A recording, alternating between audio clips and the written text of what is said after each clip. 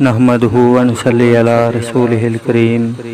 اما بعد فاعوذ باللہ من الشیطان الرجیم بسم اللہ الرحمن الرحیم۔ ناظرین کرام، یہ جو آپ مسجد دیکھ رہے ہیں الحمدللہ یہ ان لوگوں کے منہ پر تماچا ہے جو لوگ کہتے ہیں کہ یار اہل حدیث 100 سال پرانے ہیں، کوئی کہتا ہے جی 150 سال پرانے ہیں۔ ہر بندہ ہی اہل حدیث کی دائی بننے کے چکروں میں ہے۔ تو یہ وہ لوگ جو ہے نا مسجد دیکھیں، الحمدللہ یہ مسجد جو ہے نا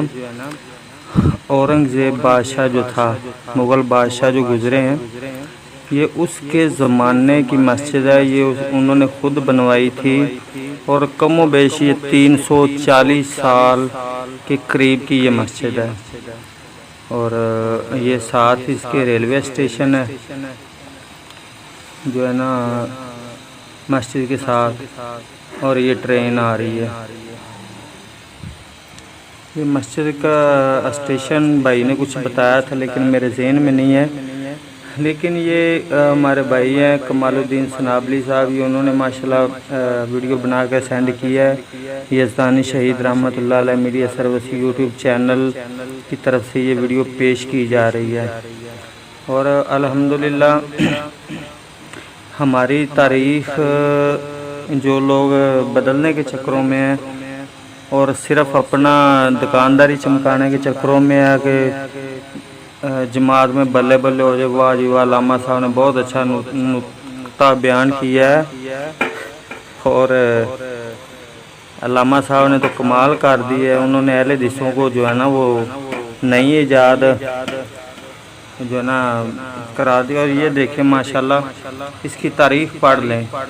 بلکہ انشاءاللہ الرحمن ہم تھمبنیل پہ بھی جو ہے نا اس کی تاریخ اور اس کی جو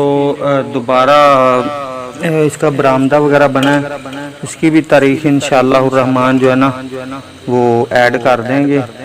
اور یہ سارے ساتھی دیکھیں مسجد، یہ اندر والا حصہ جو ہے نا، یہ اندر والا حصہ یہ 340 سال پرانا ہے الحمدللہ، اور یہ باہر برآمدہ بنا ہے، اور برآمدہ تقریباً یہ 19ویں صدی میں بنا ہے، لیکن جو مسجد ہے وہ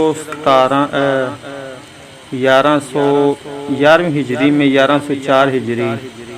غالباً، کیونکہ یہاں سے صاف نظر نہیں آ رہا مجھے، تو 1987 میں اس کو اپریل کے مہینے میں نا دوبارہ اس کو تعمیر کیا گیا، جو باہر کا برآمدہ ہے مسجد رفیع الدین اور رفیع الزماں، یہ دونوں نام سے مسجد مشہور ہے، اور جو انڈیا میں ساتھی رہتے ہیں ان کو تو پتہ ہی ہوگا الحمدللہ اس مسجد کا۔ لیکن اب وہ لوگ چلو بر پانی میں ڈوب مرے جو اہل حدیث کو تانا دیتے ہیں کہ جی آپ 100 سال پرانے ہیں، جی آپ اس زمانے میں نہیں تھے، اس زمانے میں نہیں تھے۔ انشاءاللہ بہت جلدی سے بھی جو ہے نا پرانی مسجد لے کر حاضر ہوں گے۔ اجازت دیجیے، السلام علیکم ورحمۃ اللہ۔